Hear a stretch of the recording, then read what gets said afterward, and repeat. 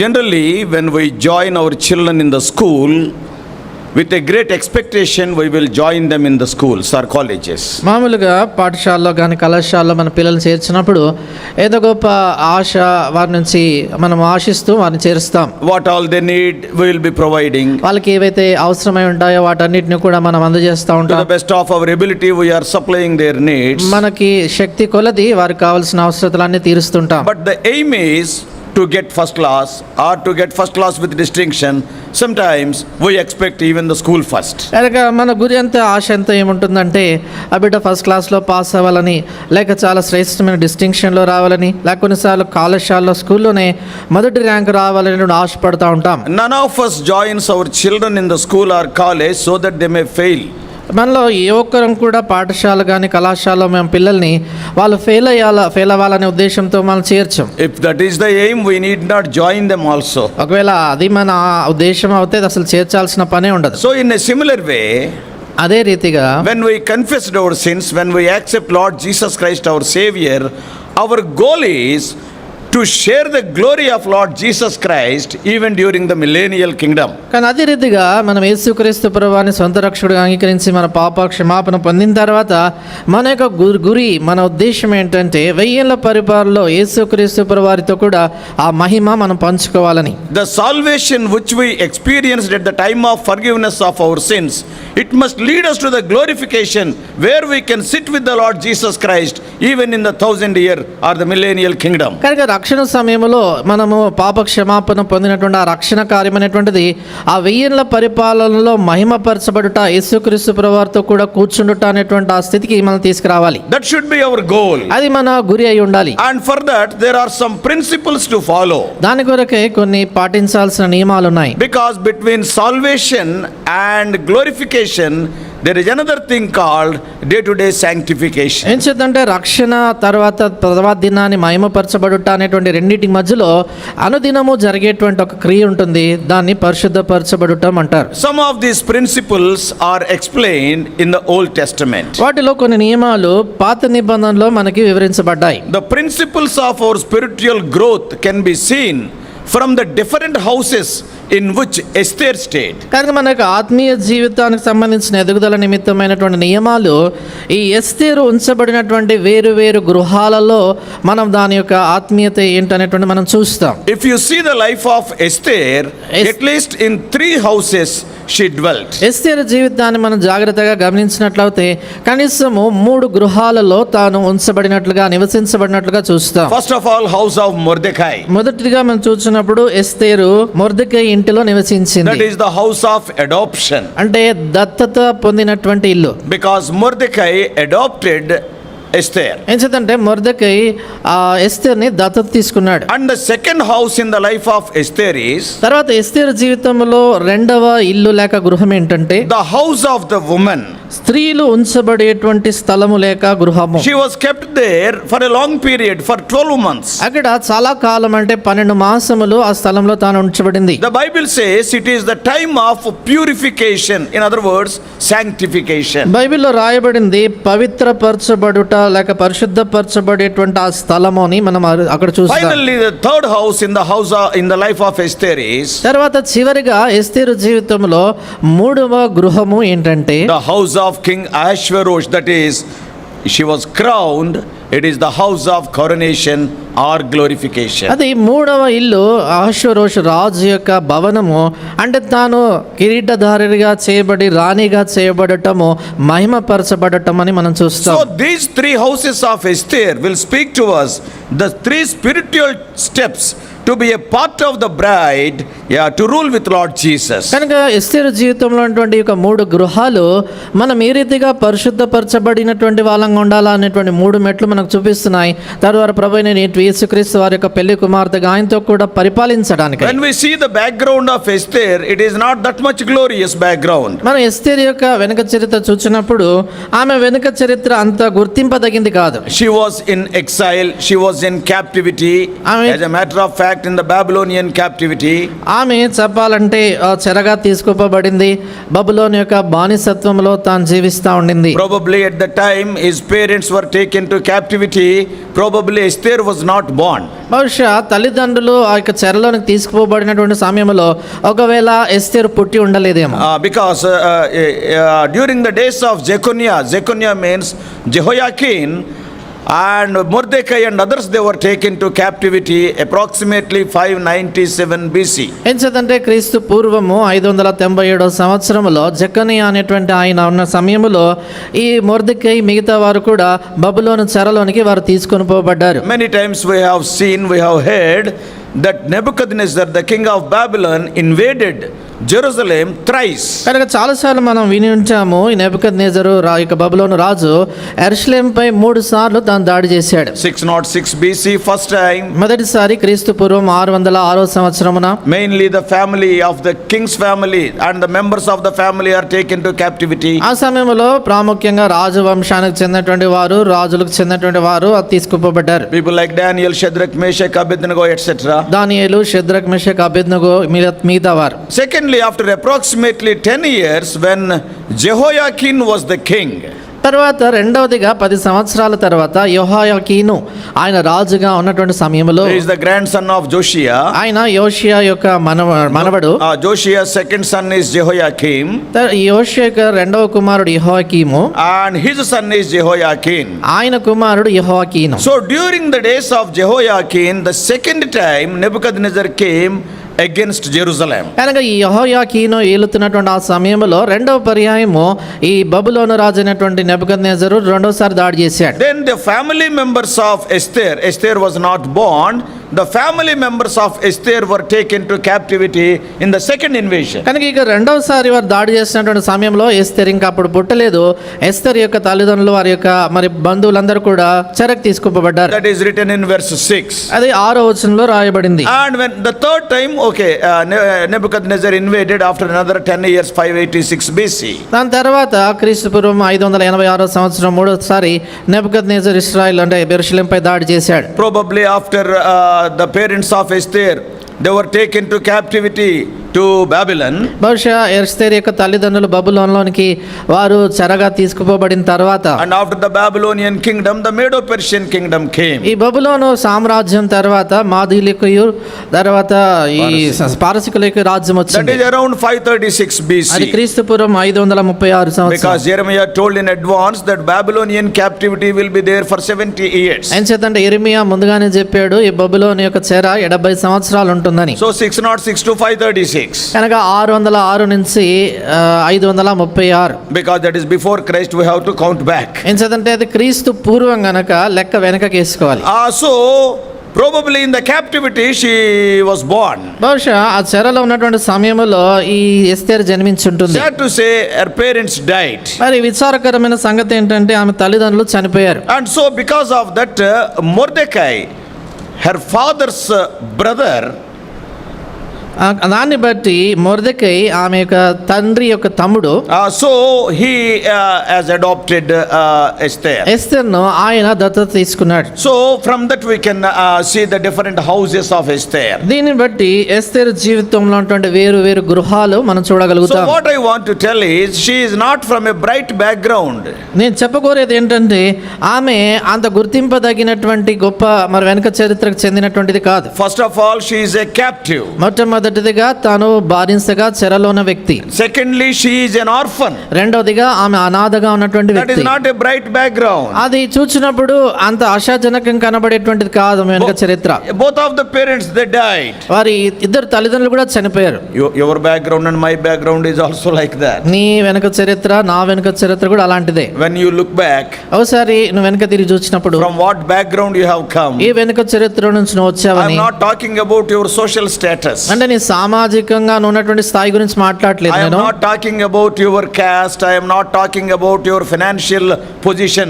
But when we see spiritually, from what background we have come from. కనుక మీరు ఏ కులానికి చెందినటువంటి వారు, లేకపోతే మీకు ఆస్తిపాస్తులు ఎంత అనేటువంటి ఈ స్థాయి హోదాల గురించి నేను మాట్లాడలేదు, కానీ ఆత్మీయంగా చూసినప్పుడు ఎలాంటి వెనక చరిత్ర నుంచి వచ్చామని. Your parents and my parents, that is Adam and Eve, they have presented us this death in our lives. నీ తల్లిదండ్రులు నా తల్లిదండ్రులు అంటే ఆదామవలు మన జీవితంలో ఇక మరణాన్ని వారు మనకు అందజేసి వెళ్ళారు. The first parents brought death into humanity. మొదటి తల్లిదండ్రులు మానవ చరిత్రలోనికి మరణాన్ని తీసుకొచ్చారు. You and I were slaves to sin right from our birth as per Romans chapter 6. రోమాపత్రిక 6వ అధ్యాయం అనుసరించి నీవు నేను కూడా జన్మతః మనం అందరం కూడా పాపంలో మరణించినటువంటి వారంగా We were all ఉంటున్నాం. the people of the world, we are not the people of heaven. మనం అందరం కూడా ఈ లోక సంబంధమైనటువంటి ప్రజలమే కానీ పరలోక సంబంధమైన వాళ్ళం కాదు. The original name of Esther is, Esther యొక్క అసలు పేరు ఏంటంటే we all know Hadassah. Hadassah is a Hebrew word, whereas Esther is a Persian name. మనం ఎరుగుదాం ఆమె పేరు హదస్సా అనేటువంటిది హిబ్రూ పేరు. ఎస్తేర్ ఏమో అక్కడ ఉన్నటువంటి మరి బబులోను పారసీక పేరు. The Persians, that is Iranian name. అంటే పారసీక అంటే ఇరాన్ దేశానికి చెందినటువంటి పేరు అని. So here the parents died. ఇక్కడ తల్లిదండ్రులు చనిపోయారు. Hadassah means, we all know the meaning of Hadassah. Hadassah అంటే పేరు మనందరికి అర్థం తెలుసు. Hadassah means myrtle. హదస్సా అంటే గొంజి. గొంజి చెట్టు. గొంజి. We all know Genji, but not this is Gonji. So it is like a small bush type thing. అంటే ఒక చిన్న పొద లాంటి సంగతి అది. It is not a big tree. గొంజి చెట్టు అంటే పెద్ద చెట్టు ఏం కాదు. Not only that, అంతేకాదు it is always earthbound. అది ఎప్పుడు కూడా భూమికి అతుకొని ఉంటుంది. This is what our birth has presented us. కనుక మన జన్మ మనకు అందజేసినటువంటి సంగతి ఇది. So it is the first step of our Christian experience. కనుక మన క్రైస్తవ అనుభవంలో ఇది మొదటి అడుగు. Because we are born in sin, మనం పాపములో జన్మించాం we are కాబట్టి, born as earthly people. మనం భూ సంబంధమైన వారంగా జన్మించాం And కాబట్టి, we thank God, a day was there in our lives. Though our parents died, somebody has adopted us into his అయితే family. దేవునికి స్తోత్రము, మన తల్లిదండ్రులు వారు చనిపోయినప్పటికీ కూడా తన కుటుంబంలోనికి దత్తత తీసుకునేటువంటి వారు ఒకరు ఉన్నారు. Yes, we were wandering in the wilderness like as we read in Deuteronomy 32:10. ద్వితీయోపదేశకాండం 32వ అధ్యాయం 10వ వచనంలో చదువుతున్నట్లుగా అరణ్య ప్రదేశములో మనం తిరుగులాడుతూ ఉండినాం. When we receive Lord Jesus Christ as our Savior, అయితే యేసుక్రీస్తు ప్రభువారిని ఎప్పుడైతే మన రక్షకుడిగా మనం అంగీకరించామో, because during that journey the Holy Spirit visited us and using the word of God, ఎందుకంటే ఆ యొక్క యాత్ర సమయంలో పరిశుద్ధాత్ముడు తన యొక్క వాక్యాన్ని ఉపయోగించుకొని మనం దర్శించాడు. then we received the spirit of adoption. అప్పుడు మనము దత్తపుత్రాత్మను పొందాం. That is what we read in Romans 8:15. ఆ విషయాన్ని రోమాపత్రిక 8:15లో చదువుతాం. Immediately Hadassah got a new name. వెంటనే హదస్సాకు క్రొత్త పేరు వచ్చింది. Old things are passed away. పాతవన్నీ As గతించిపోయాయి. per 2 Corinthians 5:17. 2 కొరింథీ 5:17 అనుసరించి Everything has become new. ప్రతిదీ Our క్రొత్తదైపోయింది. life has become new. మన జీవితం Our క్రొత్తదైంది. name has become new. మన పేరు Now క్రొత్తదైపోయింది. Hadassah became Esther. ఇప్పుడు హదస్సా ఎస్తేరుగా మారింది. What is the meaning of Esther? We all know again. మరలా ఎస్తేర్ అనే పేరుకి అర్థం ఏంటో మనందరూ తెలుసు. Esther means ఎస్తేర్ అంటే star. నక్షత్రం. So it is a heavenly bound thing. కనుక నక్షత్రం అనేసరికి ఆకాశమునకు లేక పరలోకానికి చెందింది. After we received the spirit of adoption, earthly bound Hadassah, she became a heavenly bound Esther. కనుక దత్తపుత్ర ఆత్మ పొందిన తర్వాత భూ సంబంధమైనటువంటి పేరు కలిగినటువంటి హదస్సా పర సంబంధమైనటువంటి పేరు కలిగిన ఎస్తేరుగా మారింది. That is what we read in Revelation 2:17. You got a new name. కనుక ఆ విషయాన్ని ప్రకటన గ్రంథం 2వ అధ్యాయం 17వ వచనంలో చదువుతాము. క్రొత్త పేరు నీకు ఇస్తానంటాడు. House of adoption. కనుక దత్తత తీసుకుని You and I became the children of God. నీవు నేను కూడా దేవుని పిల్లలుగా అయ్యాం. Originally we were the children of the world. నిజానికి మనము లోక సంబంధమైన పిల్లలమే. As we have seen that worldly parents brought death into our మనం life. చూసాం కదా, లోక సంబంధమైనటువంటి తల్లిదండ్రులు మన జీవితంలో మరణం We తీసుకొచ్చారు. were like Hadassah. మనం హదస్సా వంటి We were వారిని. like an earthly plant. మనము భూ సంబంధమైన పొద లాంటి వారిని. But because of the house of adoption, అయితే ఈ దత్తత తీసుకోబడినటువంటి గృహమును బట్టి when we confessed our sins, మన పాపాలు మనం ఒప్పుకున్నప్పుడు we have become heavenly bound people. మనము పరలోకానికి చెందినటువంటి వారం అయిపోయాం. This is the first step of Christian life. క్రైస్తవ జీవితంలో ఇది మొదటి అడుగు. In a general sense we call it as a salvation. కనుక మామూలుగా చెప్పాలంటే దాన్ని మనం రక్షణ అంటాం. Now we can call ourselves as the children of God. కనుక ఇప్పుడు మళ్ళీ మనము దేవుని పిల్లలు అని మనం Once upon a పిలుచుకోవచ్చు. time we were the children of the world. ఒకనొక ఒకనొకప్పుడు చూసినప్పుడు లోక సంబంధమైన But is పిల్లలని. it the end of our Christian life? అయితే అది మన క్రైస్తవ జీవితానికి అక్కడే అంతమా? No, this is the first step of our Christian life. లేదు, ఇది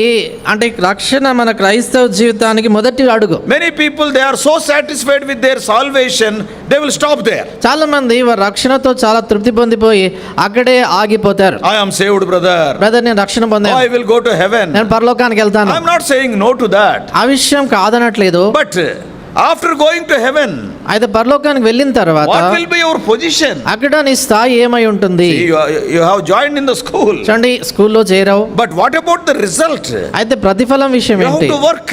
దాని కొరకు పని To చేయాలి. get good reward. మంచి బహుమానం పొందాలంటే, Tomorrow, if you want to get good reward, రేపటి దినాన చక్కటి ప్రతిఫలం పొందాలి అంటే yeah, you must be sanctified. That is in the Christian language. కనుక క్రైస్తవ జీవితంలో భాషలో చెప్పాలంటే పరిశుద్ధపరచబడాలి. So that's why she was shifted to the next house. అందుచేతే ఆమె తర్వాతి గృహానికి బదిలీ చేయబడింది.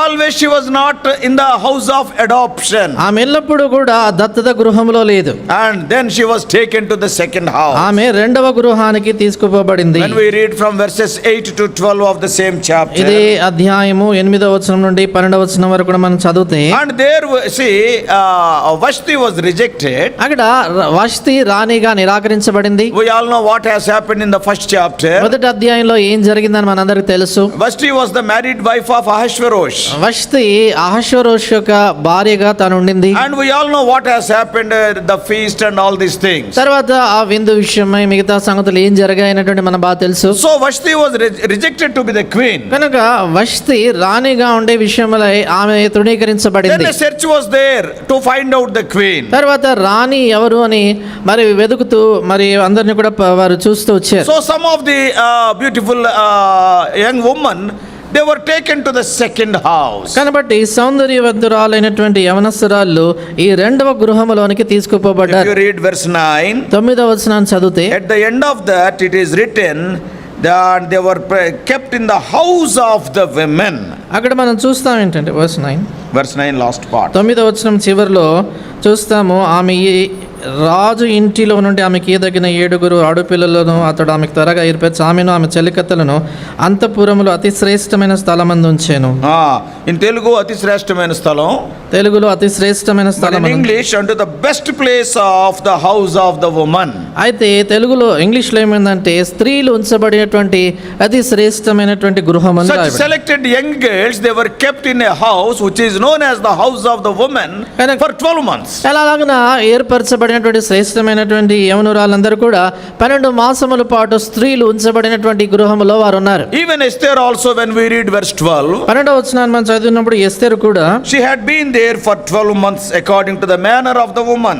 స్త్రీలు వారి విషయమై అనుసరించేటువంటి పద్ధతి చొప్పున 12 మాసములు తాను కూడా అక్కడ ఉండింది. This is what will happen in our lives also. కనుక మన జీవితాల్లో కూడా ఇదే జరుగుతుంది. After salvation, రక్షణ తర్వాత before glorification, మహిమపరచబడుట అనే దానికి మునుపుగా, that is before our coronation, అంటే మనము కిరీటదారులుగా చేయబడే దానికి మునుపుగా in the life of Esther, ఎస్తేరు జీవితంలో from the day of adoption till the day of coronation, she was kept in another house. చూడండి, ఆమె దత్తత పొందినటువంటి ఆ నాటి తర్వాత ఆమె మహిమపరచబడేటువంటి ఆ దినం మధ్యలో ఆమె అంటే పట్టాభిషేకం చేయబడేటువంటి దాని మధ్యలో ఈ స్త్రీలు ఉంచబడే స్థలంలో ఉంచబడింది. That is for 12 months period. అది 12 మాసములు ఉంచబడింది. During that time, ఆ సమయంలో yeah, we can apply all these principles as believers in Christ. కనుక ఈ నియమాలన్నీ కూడా క్రీస్తులో విశ్వాసులుగా మనం అన్వయించుకోవచ్చు. And all these young women were kept under the supervision of Hege. కనుక ఈ యవన స్త్రీలందరూ కూడా హేగే అనేటువంటి ఆయన యొక్క అజ్మాయిష్ కింద ఉంచబడ్డారు. He was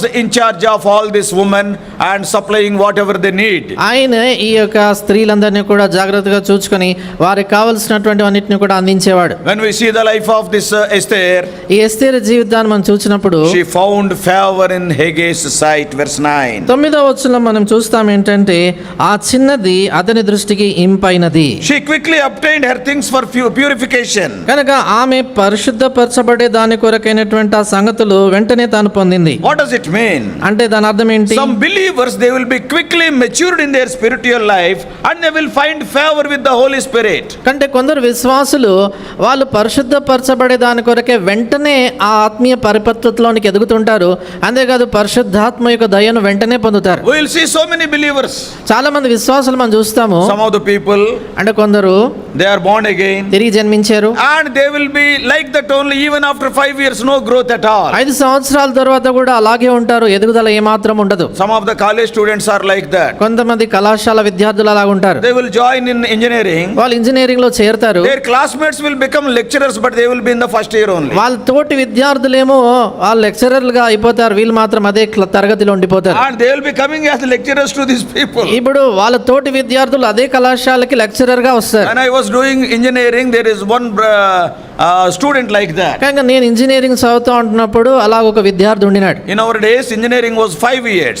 మేము చదువుకున్నప్పుడు ఇంజనీరింగ్ 5 సంవత్సరాలు. And he studied nearly 17 years. అయితే ఈ అబ్బాయి 17 సంవత్సరాలు చదివాడు That's engineering. why immediately after joining the job, within few years, 10 years, he retired. అందుచేతే ఉద్యోగం దొరికినా కూడా కొన్ని సంవత్సరాలే, 10 సంవత్సరాల్లోనే రిటైర్ అయిపోయాడు. In the Christian life also, some of the people are like that. అలాగే క్రైస్తవ జీవితంలో కూడా కొందరు అలాగ There ఉంటారు. is no growth. వాళ్ళు ఎదుగుదల There is ఉండదు. no interest in spiritual things. ఆత్మ సంబంధమైన విషయాల్లో ఆసక్తి ఉండదు. Are they not born again? అంటే వాళ్ళు తిరిగి జన్మించలేదా? No, they are born again. వారు తిరిగి జన్మించారు. Oh, they are brought to the house of adoption. వారు దత్తత గృహంలో తీసుకురాబడ్డారు. But అయితే there is no growth at all. వారిలో ఎదుగుదల ఉండదు. They are not interested in spiritual things. ఆత్మీయమైన విషయాలంటే వాళ్ళకి ఆసక్తి ఉండదు. Though the Holy Spirit is teaching them, వారికి పరిశుద్ధాత్మ బోధిస్తున్నా their కూడా mind is still on the earthly things వాళ్ళ only. మనసు అంతా కూడా భూ సంబంధమైన వాటి మీదే ఉంటుంది. That's why years may pass by, spiritually they will be at that level only. అంచేతే సంవత్సరాలు దాటిపోతున్నా కూడా ఆత్మీయంగా అదే స్థాయిలో ఉండిపోతారు But some వాళ్ళు. are not like that. అయితే కొందరు అలాగుండరు. Some are like Esther.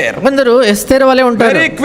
Very quickly she found favor in the sight of Haggai. Haggai can be compared with the Holy Spirit. ఆమె అతి త్వరగా హేగే దృష్టికి దయ పొందింది.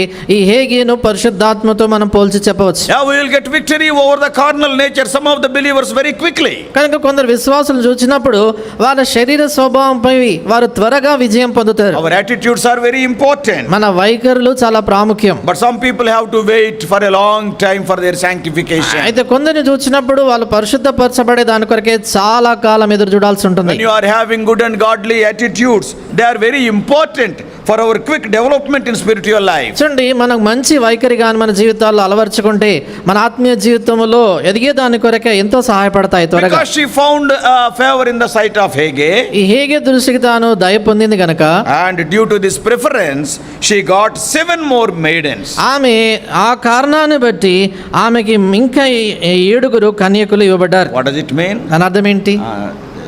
Assistants, maidens. 7 సహాయం చేసేవారు ఇవ్వబడ్డారు. So what does it mean? దాని అర్థం ఏంటి? If you are interested in spiritual things, అంటే ఆత్మీయమైనటువంటి విషయాల్లో నీకు ఒకవేళ ఆసక్తి ఉంటే, though you are young, నువ్వు యవనస్తుడవైనా, the Holy Spirit will be aiding you. He will be revealing more truths to you. పరిశుద్ధాత్మ నీకు సహాయపడుతుంటాడు, ఇంకా అధికమైనటువంటి సత్యాలని నీకు బయలుపరుస్తుంటాడు. And even during that training, తర్వాత అక్కడ శిక్షణ సమయంలో కూడా we have seen that 12 months they are to be trained. ఇక్కడ మనం చూస్తాము 12 మాసములు వారు ఆ యొక్క తర్వీదులో ఉండాలి. This is the process of sanctification. ఇది పరిశుద్ధపరచబడేటువంటి ప్రక్రియ. Because just now she is brought to the house of the woman. ఏం చేద్దాం, అప్పుడే ఆమె స్త్రీలు ఉంచబడేటువంటి స్థలాన్ని And తీసుకురాబడింది. during this 12 months period, she must be made fit, to be the queen. ఆ 12 మాసముల సమయంలో రాణిగా ఉండే దాని కొరకై తాను ఆ స్థాయికి సిద్ధంగా ఉండాలి. So 12 months they were kept there in the house of the woman. కనుక 12 మాసములు ఆ స్త్రీలు ఉండేటువంటి గృహంలో తాను ఉంచబడింది. So you and I also, అలాగే నీవు నేను కూడా as we are growing in the Lord, మనం ప్రభులో ఎదుగుతా the ఉంటుండగా sanctifying process will continue in our life. మన జీవితంలో ఈ పవిత్రపరచబడుట అనేటువంటి ప్రక్రియ కొనసాగుతూనే ఉంటుంది. And it was the Holy Spirit, that is Haggai, he was helping her to grow like that. కనుక ఆ రీతికి ఎదిగే దాని కొరకే హేగే ఆమెకు సహాయపడుతున్నాడు, అలాగా పరిశుద్ధాత్మ మనకు సహాయపడతాడు. There also it is written, తర్వాత ఇక్కడ రాయబడింది 6 months myrrh, అక్కడ రాయబడిన మాట 6 మాసములు గోపరస తైలము, and 6 months that spices. 6 మాసములు సుగంధ వరగములు. See, even this 12 months also, the training period, ఈ చూడండి 12 మాసముల యొక్క తరబీదులో కూడా 6 months myrrh, very bitter experience. 6 మాసములు గోపురస తైలం అంటే చాలా చేదు అనుభవం. And then తర్వాత and the spicy experience, that is they are very sweet and good experiences. తర్వాత 12వ వచనం 6 మాసములు సుగంధ వర్గములు అంటే చాలా సుగంధము అంటే మధురమైనటువంటి అనుభవాలు. In our Christian life also, మన క్రైస్తవ జీవితంలో కూడా after we are born again, మనం తిరిగి జన్మించిన in తర్వాత the sanctification process, God will take us through different experiences. మనం పవిత్రపరచబడేటువంటి ప్రక్రియలో దేవుడు మనల్ని వేరు వేరు అనుభవాలు గుండా తీసుకెళ్తాడు. Sometimes they will be so bitter, కొన్నిసార్లు చాలా చేదు అనుభవాలు, but always they are not bitter. అయితే ఎప్పుడు చేదు అనుభవాలే ఉండవు. See, when the Israelites came out of the land of Egypt, చూడండి, ఇశ్రాయేల్ ఐగుప్తు దేశంలోని వెలుపలికి వచ్చాక after they crossed the Red Sea, ఎర్ర సముద్రం దాటిన తర్వాత they sang the song వారు పాట పాడారు. in Keerthana 15th chapter of Exodus. నిర్గమాకాండము 15వ అధ్యాయంలో What is written there? అక్కడ ఏం రాయబడింది? They came to a place, Mara, immediately. వారు వెంటనే ఒక స్థలానికి వచ్చారు, దాని పేరు మారా. Verse 23, 23వ వచనం 15:23. 15:23 మారా నీళ్లు చేదైనవి గనుక వారు ఆ నీళ్లు త్రాగలేకపోయిరి, అందువలన దానికి మారా అని పేరు. Just now in verses 20 and 21, they were singing the joyful songs because they came out of the land of Egypt. చూడండి, దానికి మునుపే 20-21 వచనాల్లో ఐగుప్తు దేశంలో విజయవంతంగా బయటకు వచ్చారు గనక వారు స్తుతి కీర్తన పాడుతూ వచ్చారు. So they are saved people. కనుక వారు రక్షణ పొందిన వాళ్ళు. Came under the blood of the lamb and crossed the Red Sea, which symbolizes baptism. కనుక వారు గొర్రెపిల్ల యొక్క రక్తం కిందకి వచ్చినటువంటి వారు తర్వాత ఎర్ర సముద్రం దాటారంటే బాప్తిస్మానికి సాదృశ్యంగా అది ఉంది. Now the wilderness journey started. ఇప్పుడేమో అరణ్య యాత్ర మొదలైంది. Yeah, it is the sanctification process. అంటే అది పరిశుద్ధపరచబడేటువంటి ప్రక్రియ. And now immediately what has happened? అప్పుడు వెంటనే ఏం జరిగింది? The first place is Mara. మొదటి స్థలము మారా, Very bitter. చాలా చేదు. And now, after going through that experience, ఇప్పుడు ఆ అనుభవం గుండా వెళ్ళిన తర్వాత of course, God healed those waters. తర్వాత నీటిని దేవుడు బాగు చేశాడు. But always it is not Mara. అయితే ఎల్లప్పుడూ మారా అనుభవమే The కాదు, next immediate place. దాని తర్వాత వెంటనే ఉండే స్థలం. Verse 27. 27వ వచనం, That is Elim. అది ఏలీము. What is written there? అక్కడ ఏం రాయబడింది? There are 12 wells of water and 70, that is 70 palm trees.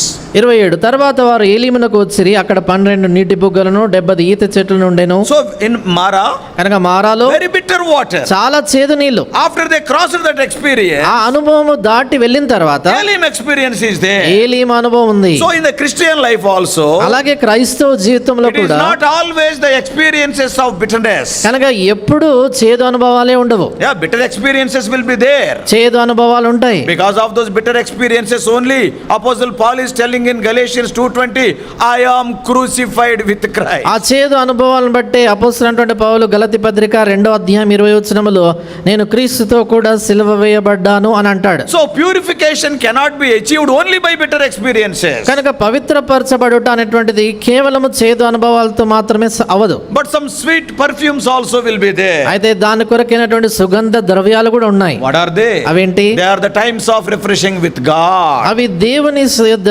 నూతన పరిచేటువంటి సమయాలు. Enjoying the love of God, joy and peace of God. దేవుని యొక్క శాంతి, ప్రేమ, ఆయన సమాధాన ఆనందాలను ఆనందించే In సమయాలు. our Christian life, అలాగే మన క్రైస్తవ జీవితంలో both these experiences will be there. ఈ రెండు అనుభవాలు ఉంటాయి. This is the sanctification process. ఇది పవిత్రపరిచేటువంటి ప్రక్రియ. So like Joseph, Esther also found favor in the sight of Haggai. కనుక యోసేపు వలె ఈ ఎస్తేరు కూడా హేగే దృష్టికి దయ పొందింది. So brothers and sisters, కనుక సోదరి సోదరులారా, the times of suffering, they will lead us to glory. కనుక శ్రమల సమయాలు మనని మహిమలోకి నడిపిస్తాయి. Many times we have heard, without cross there is no crown. చాలాసార్లు మనం విని ఉంటాము, సిలువ లేకుంటే కిరీటం అనేది ఉండదు. If we suffer with him, we also will reign with him. 2 Timothy 2:12.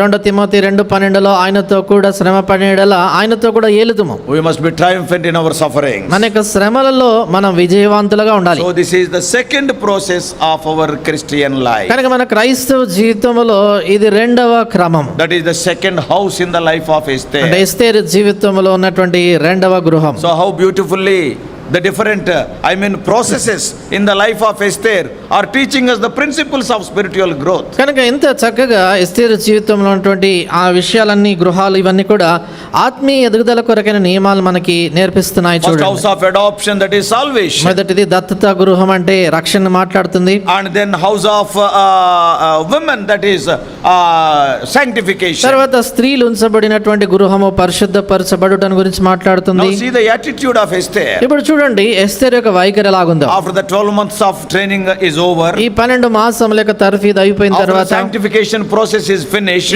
ఈ పరిశుద్ధపరచబడుట అనేటువంటి ప్రక్రియ జరిగిపోయిన తర్వాత, and these women who are trained in that second house, they will be presented before the king. ఇప్పుడు ఈ రెండవ ఇంటిలో గృహములో తర్ఫీదు పొందిన వారు రాజు గృహములో ప్రవేశపెట్టబడతారు. Even when we see the present situation also, ఇప్పుడు ప్రస్తుత పరిస్థితి కూడా if చూచినప్పుడు, you see the political situation in the world, లోకములో కూడా రాజకీయపరమైన పరిస్థితి we చూచినప్పుడు, are almost at this particular period. మనము దాదాపుగా ఈ ప్రత్యేకమైనటువంటి సమయం కాలంలో ఉన్నాం. If you are seeing the war with Hamas that is going on, ఇప్పుడు జరుగుతున్నటువంటి ఇశ్రాయేలు హమాస్ మధ్యలో యుద్ధాన్ని మీరు చూస్తే, there are so many wars that are there in this world. ఈ లోకంలో అనేక యుద్ధాలు జరుగుతా ఉన్నాయి. All the wars are not written in the Bible. అయితే బైబిల్లో అన్ని యుద్ధాలు రాయబడలేదు. India Pakistan war is not written in the Bible. India Pakistan యుద్ధం బైబిల్లో India రాయబడలేదు. China war is not written. India China యుద్ధం రాయబడలేదు. Any war that is related to Israel is written. అయితే ఇశ్రాయేల్ దేశానికి సంబంధించిన ఏ యుద్ధమైనా రాయబడింది. Now a great war is going on. ఇప్పుడు ఒక గొప్ప యుద్ధం జరుగుతా Now ఉంది. what is happening you all know very well.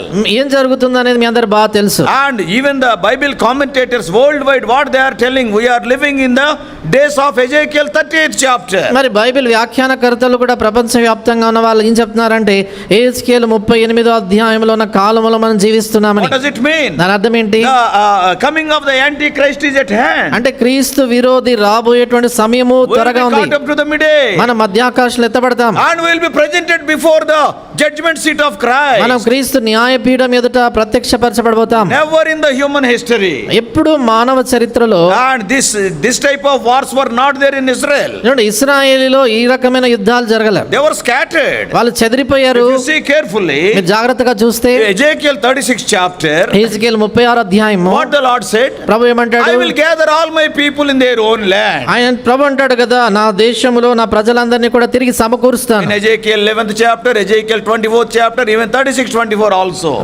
చూడండి, ఎహెజ్కేలు 11, 26, 36 అధ్యాయాల్లో కూడా ఇదే మనం చూస్తాం. I will gather my people. నా ప్రజల్ని నేను సమకూరుస్తాను. I will revive and replenish the earth. నేను అక్కడ భూమిని నూతన పరుస్తాను, ఉజ్జింపజేస్తానంటాడు. Almost these prophecies are fulfilled. దాదాపుగా ఈ ప్రవచనాలన్నీ నెరవేర్చబడ్డాయి. Our own eyes we are seeing. మన సొంత కళ్ళ ఎదుట చూస్తున్నాం. Yes, all the people, almost 70-75% people are already reached Jerusalem. చూడండి, దాదాపుగా 70-75% మంది వారందరూ యెరూషలేం చేరుకున్నారు. And the land which was barren for more than 19 centuries, once again it is yielding wonderful harvest. తర్వాత 19 శతాబ్దాలుగా గొడ్డుబారిపోయినటువంటి ఎడారి భూమి ఇప్పుడు చక్కగా వికసిస్తూ ఫలాలు ఫలిస్తుంది. Not only that, అంతేకాదు, 37th chapter of Ezekiel is also over. తర్వాత ఎహెజ్కేలు గ్రంథం 37వ అధ్యాయం కూడా జరిగిపోయింది. We all know what is there in 37th chapter. Ezekiel 37లో ఏముందని మనందరికీ It is తెలుసు. the valley of dry bones. అక్కడ ఎండిన ఎముకల లోయ. That is the country of Israel. అది ఇశ్రాయేలు దేశం. Israel were scattered throughout the whole world. They became like the dry bones. చూడండి, ఇశ్రాయేలు వారు ప్రపంచం అంతట్లో కూడా చెదిరిపోయినటువంటి వారై వారు ఎండిన ఎముకల వంటి No వాళ్ళైపోయారు. strength at all. ఏ బలము లేని వారు. What the Lord said, అయితే ప్రభు ఏమంటాడు? I will revive them. నేను వాళ్ళు I జీవింపజేస్తాను. will give them flesh. నేను వాళ్ళకి మాంసం Oh, ఇస్తాను. I will give them blood. అంటే వాటికి మాంసం, రక్తం ఇస్తాను. They will become a mighty army. కనుక అవి ఎంతో బలమైన సైన్యం అవుతాయి. Small country, చిన్న దేశం, not even 1.5 district size. ఒక చూడండి 2 జిల్లాల కంటే చిన్నది. And see, now it became a very mighty army. ఇప్పుడు బలమైన సైన్యం అయిపోయింది. You are seeing in the news. మీరు బహుశా వార్తల్లో చూస్తుంటారు. Every day the war is going on. ప్రతి దినం యుద్ధం జరుగుతా ఉంది. Now some of the people they are questioning, ఇప్పుడు కొందరు ప్రశ్నిస్తున్నారు why ఏంటంటే, at this time God has sent this major war? ఎందుకు ఈ సమయంలో ఈ పెద్ద యుద్ధాన్ని దేవుడు ఎందుకు అనుమతించాడు? Because there is a reason for that. చూడండి, దానికి ఒక కారణం ఉంది. God wanted always his people to be united. చూడండి, దేవుడు ఎప్పుడు కూడా తన ప్రజలు ఐక్యంగా ఉండాలని ఆయన ఆశపడతాడు. Always very strong leadership was there to Israel. చూడండి, ఎల్లప్పుడూ కూడా ఇశ్రాయేల్ దేశంలో బలమైన నాయకత్వం ఉండింది. Right from its independence, right from 1948. అంటే 1948వ సంవత్సరంలో అది స్వాతంత్రం పొందిన నాటి నుంచి కూడా. But from 2021, అయితే 2021 సంవత్సరం నుండి in the last 3 to 4 years, ఈ గత 3 నుండి 4 సంవత్సరాల కాలంలో 3 prime ministers changed. 3 ప్రధానమంత్రులు మారారు. 2021 Benjamin Netanyahu was there. 2021లో బెంజమిన్ నెతన్యాహు ఉండినాడు. Naphtali Bennett was there after that 22.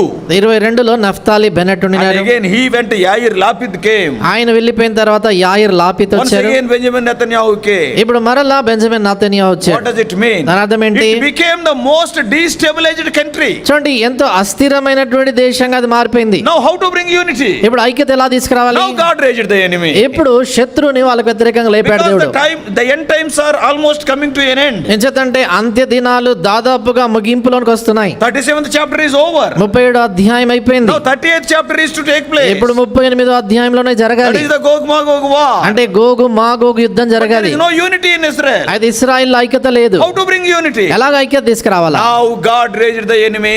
All the parties are united overnight. చూడండి దేవుడు శత్రువులను వారికి వ్యతిరేకంగా లేపినప్పుడు ఇశ్రాయేల్ దేశంలో పార్టీలన్నీ కూడా రాత్రికి రాత్రి అందరు ఐక్యతలోనికి Now వచ్చేసారు. once again it became a very very mighty force. ఇప్పుడు మరలా ఎంతో బలమైనటువంటి సైన్యంగా మారింది. Many commentators చాలా మంది who వ్యాఖ్యానకర్తలు are చెప్తున్నారు seeing the world affairs, ప్రపంచంలో జరుగుతున్న వార్తలను చూసి many messengers, చాలా మంది వర్తమానికులు they are telling the end is very near. వాళ్ళు చెప్తున్నారు ఏంటంటే అంతము త్వరగా సమీపంలో ఉంది. Because Ezekiel 38 says, ఎందుకంటే హెజ్కేల్ 38లో రాయబడింది, and almost Israel will be isolated. దాదాపుగా ఇశ్రాయేలు ఏకాకిగా చేయబడుతుంది. And America and England and all these people will become spectators. ఈ అమెరికా దేశం గాని ఇంగ్లాండ్ గాని కేవలం ప్రేక్షకులుగా చూస్తారు అంతే. Everything in detail is written in 38th and 39th chapters. అంతా కూడా 38వ అధ్యాయం 39వ అధ్యాయంలో వివరంగా రాయబడింది. The unity of the enemy also is there. తర్వాత శత్రువుల యొక్క ఐక్యత కూడా ఉంది. Iran, Turkey and Russia Iran, Turkey, Russia, and Libya,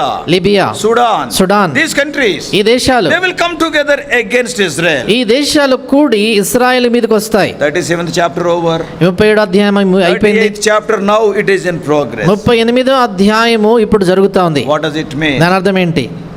We all know with our experience, చూడండి మనందరికీ తెలుసు మన అనుభవంతో every war will end with a peace accord. ప్రతి యుద్ధము చివర్లో శాంతి ఒప్పందంతో ముగించబడుతుంది. Because any kotlata is there in the family also, it will end with a peace accord. చూడండి ఏం చేద్దంటే కుటుంబంలో కూడా ఏదైనా కొంచెము గొడవ జరిగిందంటే శాంతి ఒప్పందాలతోనే So ముగించబడతాయి. what will be the peace accord now?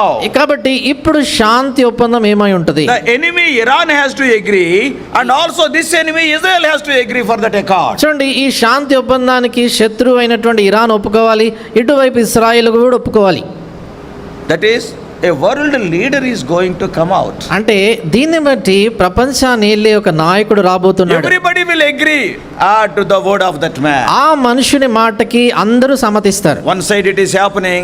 వైపు ఇది One జరుగుతుంది. side the prophecies are being fulfilled. ఒకవైపు ప్రవచనాలు నెరవేరుతున్నాయి. But other side what is happening? అయితే మరొక వైపు ఏం God జరుగుతుంది? is sanctifying you and me దేవుడు నిన్ను నన్ను by పవిత్రపరుస్తున్నాడు. taking us through the experiences of myrrh and also the perfumes. దేవుడు ఈ యొక్క గోపురస తైలము సుగంధ వర్గముల అనుభవం గుండా The తీసుకెళ్తున్నాడు. church is going through so many troubles today. కనుక సంఘం ఈ దినాలు అనేకమైనటువంటి సమస్యలు కూడా వెళ్తా ఉంది. You just read after going home 38th chapter of Ezekiel, 39th chapter also. మీరు ఇంటికి వెళ్ళిన తర్వాత దయచేసి హెజ్కేల్ గ్రంథం 38, 39 అధ్యాయాలు చదవండి. Everybody is talking about the third temple. ప్రతి వాళ్ళు కూడా యెరూషలేములో 3వ దేవాలయం గురించి మాట్లాడుతున్నారు. After 39th chapter only the third temple is there in Ezekiel from 40th chapter onwards. చూడండి 39వ అధ్యాయం తర్వాతనే 40వ అధ్యాయం నుంచి యెరూషలేములో 3వ దేవాలయం కనబడుతుంది. Now what I want to tell is, ఇప్పుడు నేనేం from చెప్పగోరుతున్నానంటే the life of Esther, ఎస్తేరు జీవితంలో నుండి now the time has come for the bride to be presented before the king.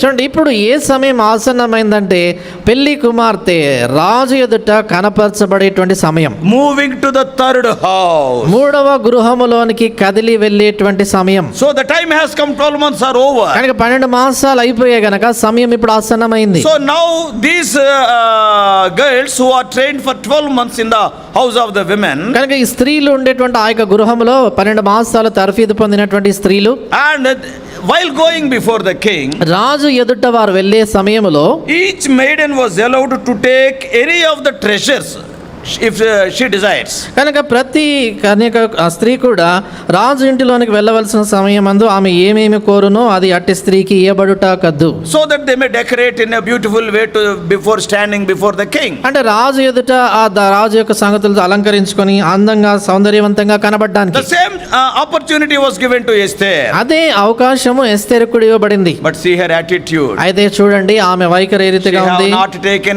anything extra other than what the Holy Spirit provided, what Haggai provided. చూడండి Hegai పరిశుద్ధాత్మకు సాదృశ్యంగా ఉన్నటువంటి ఆయన ఏవైతే ఇచ్చాడో దానికి అధికంగా ఇంకేం ఆమె అడగలేదు. As a believer in Lord Jesus Christ, యేసుక్రీస్తు ప్రభువారిలో విశ్వాసిగా after you are saved, నువ్వు రక్షణ పొందిన as తర్వాత you are sanctified in your life, నీ జీవితంలో నువ్వు పరిశుద్ధపరచబడతా ఉండగా whatever the Holy Spirit provides, that is sufficient. We need not run here and there for our decoration. చూడండి పరిశుద్ధాత్మ మనకి ఏదైతే అనుగ్రహిస్తాడో అది మన పరిశుద్ధత కొరకు సరిపోతుంది. మనం పై అలంకరణ కొరకు అటు ఇటు పరిగెత్తాల్సిన పని లేదు.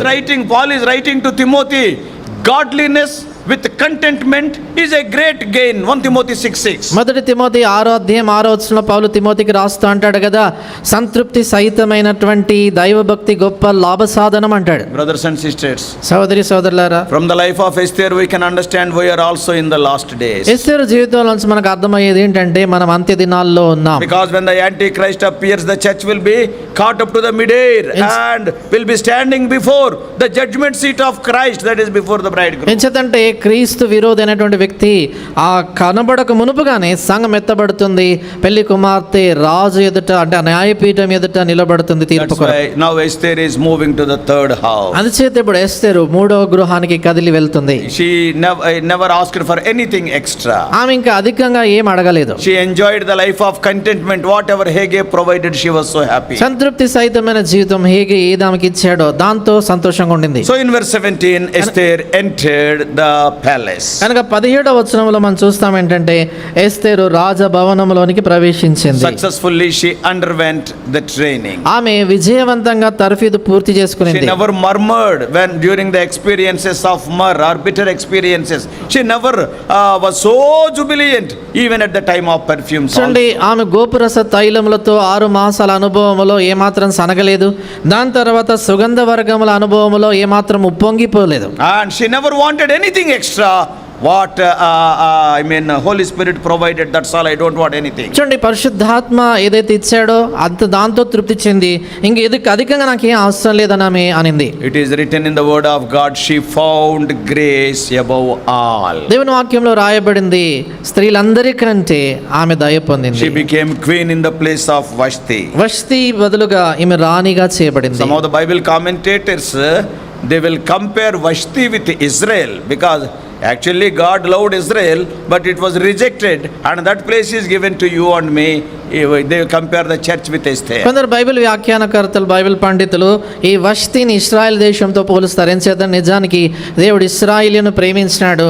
అయితే వారు కొంతకాలం విసర్జించబడిన దాన్ని బట్టి దేవుడు సంఘాన్ని మనల్ని ప్రేమించాడని. Now this afternoon the question is, ఇప్పుడు మధ్యాహ్న కాలము ప్రశ్న, the God as he is taking us through the process of sanctification, దేవుడు ఈ యొక్క పరిశుద్ధపరచబడేటువంటి ప్రక్రియ గుండా తీసుకెళ్తా ఉన్నాడా? sometimes when he is taking through difficulty, కొన్నిసార్లు ఆయన కష్టాలు గుండా తీసుకెళ్తాడు, sometimes joyful situation. కొన్నిసార్లు ఆనందకరమైన సందర్భాలు. What is your attitude? నీ వైఖరి ఎలాగుంది? When the Holy Spirit wants to teach you something, are you yielding? పరిశుద్ధాత్మనికి ఏదైనా నేర్పించకోరుతున్నప్పుడు దానికి నువ్వు లోబడుతున్నావా? Are you obeying? Are you obeying the orders of the Holy Spirit? పరిశుద్ధాత్ముని యొక్క ఆ ఆజ్ఞలకు నువ్వు లోబడుతున్నావా? Do you know why? ఎందుకో తెలుసు? Because the Holy Spirit knows well what the bridegroom desires. ఎంచేతంటే పెళ్లి కుమారుడికి ఏమి ఆయనకి ఇష్టమో ఈ పరిశుద్ధాత్మకు తెలుసు So బాగా. those things only the Holy Spirit will give. అందుచేత ఆ సంగతుల్నే పరిశుద్ధాత్ముడు ఇస్తాడు. But some of the other girls were there. అయితే అక్కడ మిగతా స్త్రీలు They ఉన్నారు. wanted that and this. వారు అది ఇది కోరారు, They wanted something extra. ఏదో అధికంగా అడిగారు. They stood before the king, రాజు ఎదురు నిలబడ్డారు. and the king said, "You are rejected." రాజు అన్నాడు, లేదు నిరాకరించబడ్డావు. They are also virgins. వారు కన్యకలే. We all know about the 10 virgins in Matthew 25th chapter. మత్తయి సువార్త 25వ అధ్యాయంలో 10 మంది కన్యకల గురించి All మనందరికీ are తెలుసు. undefiled. అందరూ కూడా పరిశుద్ధులే. All are waiting. అందరూ ఎదురు All చూస్తున్నారు. are waiting for the bridegroom. అందరూ పెళ్లి కుమారుడు కొరకు ఎదురు చూస్తున్నారు. Exactly at the time of his coming. అయితే ఖచ్చితంగా ఆయన రాకడ సమయంలో 5 are accepted. 5 అంగీకరించబడ్డారు. 5 are kept outside. 5 వెలుపల ఉంచబడ్డారు. Yeah, time is not there. The 4th house is also there, in which Esther has not gone, but the other girls have gone. అయితే 4వ గృహం కూడా ఉంది. దాంట్లోనికి ఎస్తేర్ వెళ్ళలేదు, కానీ మిగిలినటువంటి కన్యకలు వెళ్ళారు. So those girls who are rejected, just the king saw, no, I don't want, you go away, means they will be kept in the 4th house. కనుక ఎవరైతే లేదు నువ్వు రాణిగా ఉండడానికి నిన్ను కోరుకోలేదని చెప్తారో అలాంటి వారందరూ కూడా 4వ గృహంలో ఉంచబడ్డారు.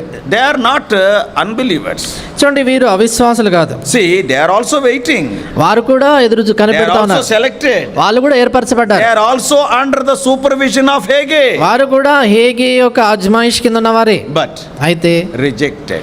నిరాకరించబడ్డారు. And it is said that they will be treated as concubines. చూడండి, అక్కడ చెప్పబడింది ఏంటంటే వారు ఉపపత్నులుగా All ఎంచబడతారు. these things are written in 2nd chapter of Esther. ఈ సంగతులన్నీ కూడా ఎస్తేరు 2వ అధ్యాయంలో రాయబడ్డాయి. What is the job of a concubine? ఈ ఉపపత్ని యొక్క పని ఏంటి? If that king desires, he can call her. If not, she will be like that throughout her lifetime. కనుక రాజు ఇష్టపడితే ఆమె మరలా తీసుకురాబడుతుంది, లేకపోతే జీవితకాలం అలాగా ఉంచబడుతుంది. Why they are like that? ఎందుకు అలా They ఉంటారు? wanted this or that other than what the Holy Spirit provided. ఎంచేతంటే పరిశుద్ధాత్మ అనుగ్రహించిన దానికంటే వేరు వేరు సంగతులను వారు అడిగారు కాబట్టి. So they are virgins only, but they are unqualified virgins. చూడండి, వీరు చూచినప్పుడు కన్యకలే గాని యోగ్యతను కోల్పోయినటువంటి వారు.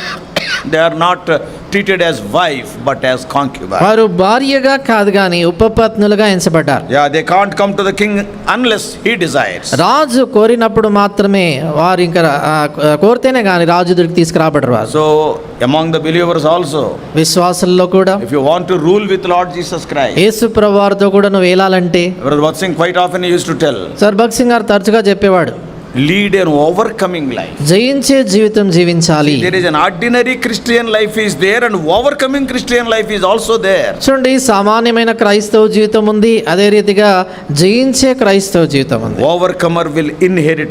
7 times it is written in Revelation chapter 2 and 3. ప్రకటన గ్రంథం 2వ అధ్యాయం 3వ అధ్యాయంలో జయించేవాడు స్వతంత్రించుకొనును అని 7 పర్యాయాలు రాయబడింది. Overcoming will come when a battle is there. కనుక జయించుట అనేటువంటిది పోరాటం ఉన్నప్పుడే ఉంటుంది. When the battle is there, then only overcomer, that word will have some meaning. కనుక యుద్ధం ఉంటేనే జయించుట అనే దానికి అర్థం ఉంటుంది. So dear brothers and sisters, కనుక ప్రియమైన సోదరి we are సోదరులారా, almost in the end time. చూడండి, మనం దాదాపుగా అంత్య సమయం కాలంలో Any ఉన్నాం. time the Lord may come to midday. ఏ సమయంలో అయినా ప్రభు మధ్యాకాశంలో All the రావచ్చు. things in the world, what is prophesied even by the Old Testament prophets 2700 years ago, even everything is being fulfilled. కనుక అన్ని కూడా బైబిల్లో ప్రవచించబడినటువంటి ప్రవచనాలన్నీ కూడా దాదాపుగా 700 సంవత్సరాలకు పూర్వం చెప్పబడినవి కూడా అన్ని నెరవేర్చబడ్డాయి. Very shortly we are going to stand before the king, the bridegroom. మనము త్వరగా రాజు పెళ్లి కుమారుడి ఎదుట నిలబడబోతున్నాం. How are we?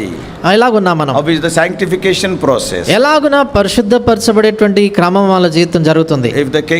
If you find favor in the sight of the king, రాజు దృష్టికి దయ పొందితే you will become the wife. నీవు భార్యగా అవుతావు. You will be made to sit on the throne. సింహాసనం మీద What కూర్చుండబెట్టబడతావు. the Lord says, ప్రభు ఏమంటాడు? him that overcometh I will make him to sit on my throne, as I overcame and sat on the throne of my father. నేను జయించి నా తండ్రి సింహాసనంపై కూర్చున్నట్టుగా జయించు వారిని నా సింహాసనం మీద కూర్చుండనిత్తును అంటాడు. You want to rule with Lord Jesus Christ during the 1000 years reign? కనుక 1000 ఏళ్ల పరిపాలనలో యేసుక్రీస్తు ప్రభువారితో కూడా పరిపాలించాలని ఆశ ఉందా? For that, దాని కొరకు, for every step you are taking, be guided by the Holy Spirit. దాని కొరకే ప్రతి అడుగున పరిశుద్ధాత్మ యొక్క సలహా ఆలోచన పొంది నడవాలి. Time is very short. సమయం చాలా తక్కువ. These 3 phases, in so many places it is written in the Bible. కనుక ఈ 3 మరి చూడాలంటే దశలు బైబిల్లో అనేకమైనటువంటి సందర్భాల్లో రాయబడ్డాయి. For example, in Revelation 17:14, ఉదాహరణకి ప్రకటన గ్రంథం 17:14, called and chosen and faithful. Three stages. అక్కడ చూడండి, పిలువబడిన వారు, ఏర్పరచబడిన వారు, నమ్మకస్తులైన వారు, మూడు దశలు. Three steps: salvation, sanctification, glorification. మూడు మెట్లు: రక్షణ పొందుట, పరిశుద్ధపరచబడుట, తర్వాత మహిమపరచబడుట. In the life of Esther, ఎస్తేరు జీవితంలో adoption, purification, coronation. దత్తత పొందటము, తర్వాత పవిత్రపరచబడటము, పట్టాభిషేకం చేయబడటం. In the tabernacle, అదే రీతిగా ప్రత్యక్ష గుడారము, outer court, holy place, most holy place. వెలుపటి ఆవరణము, పరిశుద్ధ స్థలము, అతి పరిశుద్ధ స్థలము. Even among the feasts of Israel, తర్వాత ఇశ్రాయేల్ యొక్క పండుగల్లో కూడా three are main feasts: మూడు ముఖ్యమైన పండుగలు: Passover, Pentecost, and Tabernacle. పస్కా పండుగ, పెంతెకోస్తు పండుగ, గుడారముల పండుగ. While John is writing to the people, యోహాను ప్రజలకు he రాస్తున్నప్పుడు also classified them into three groups: ఆయన కూడా వారిని మూడు గుంపులుగా విభజించాడు. little children, young men, and men. పిల్లల, ఆయన అంటాడు, చిన్న పిల్లలారా, యవనస్తులారా, తర్వాత మరి పెద్ద పెద్దలారా. తండ్రులారా అంటాడు. తండ్రులారా. Three categories. మూడు గుంపులు. Three anointings of David. కనుక చూడండి, దావీదు యొక్క మూడు అభిషేకములు. First he was anointed before his brethren. మొదటిదిగా సహోదరులు ఎదుట అభిషేకించబడ్డాడు. And secondly only on Judah. రెండవదిగా యూదా దేశంపై మాత్రమే. Thirdly over Israel. మూడవదిగా Israel అంతటిపై. Three phases of Christian life. Everywhere in every chapter it is. కనుక క్రైస్తవ జీవితంలో ఉన్నటువంటి ఈ మూడు దశలు ప్రతి భాగములో బైబిల్లో కనబడతాయి. Now God is taking us through the sanctification process. ఇప్పుడు దేవుడు మనల్ని పరిశుద్ధపరచబడుట అనేటువంటి ప్రక్రియ గుండా Many తీసుకెళ్తున్నాడు. of us are saved. మనలో చాలా మంది రక్షణ Are you పొందాం. taking your Christian life నీ seriously? క్రైస్తవ జీవితాన్ని నువ్వు ఎంతో శ్రద్ధగా తీసుకుంటున్నావు. Are you in contact with Haggai or the Holy Spirit every day for every step? నీ జీవితంలో హేగే అంటే పరిశుద్ధాత్మతో ప్రతి అడుగు, ప్రతి విషయంలో ఆ సంబంధం కలిగి He ఉన్నావు. will guide you in the right way. సరైన మార్గంలో ఆయన నడిపిస్తాడు He will నేను. beautify you in such a way that the bridegroom is pleased with you. కనుక నిన్ను ఎంత సౌందర్యవంతంగా చేస్తాడంటే, నిన్ను చూసినప్పుడు పెళ్లి కుమారుడు ఈ ఎంతో దయ పొందేటట్లుగా ఆయన దృష్టిని చేస్తాడు. Other than what the Holy Spirit provides. పరిశుద్ధాత్ముడు అనుగ్రహించే దానికి అధికంగా I want that. నాకు అది I కావాలి, want this. ఇది Then కావాలి, I will be more beautiful. అప్పుడు ఇంకా అధికంగా There is సౌందర్యవంతంగా a ఉంటానంటే, possibility of being sent to the fourth house. అలాంటప్పుడు నాలుగవ గృహంలోనికి పంపించబడేటువంటి సాధ్యత ఉంటుంది. Your desire and my desire to be with the king on his throne during the millennial kingdom. నీ ఆశ, నా ఆశ ఏమి ఉండాలంటే, వెయ్యేళ్ల పరిపాలనలో రాజుతో పాటు సింహాసనం మీద మనం ఉండాలని. So these three houses of Esther are teaching wonderful lessons to us. కనుక ఎస్తేరు జీవితంలో ఉన్నటువంటి ఈ మూడు గృహాలు అద్భుతమైన పాఠాలు మనకు నేర్పిస్తున్నాయి. May God help us as we are in the second house under the guidance of the Holy Spirit. Yes, we may go forward step by step till the coronation take place. కనుక దేవుడు మనకు సహాయం చేయను గాక. ఈ రెండో గృహంలో పరిశుద్ధాత్మిక అజ్మాయిషి కింద సిద్ధపరచబడతా ఉంటుండగా ఆ పట్టాభిషేకం చేయబడి మహిమపరచబడేటువంటి ఆ దినం కొరకై సిద్ధపరచబడుతుంగా. God bless you all.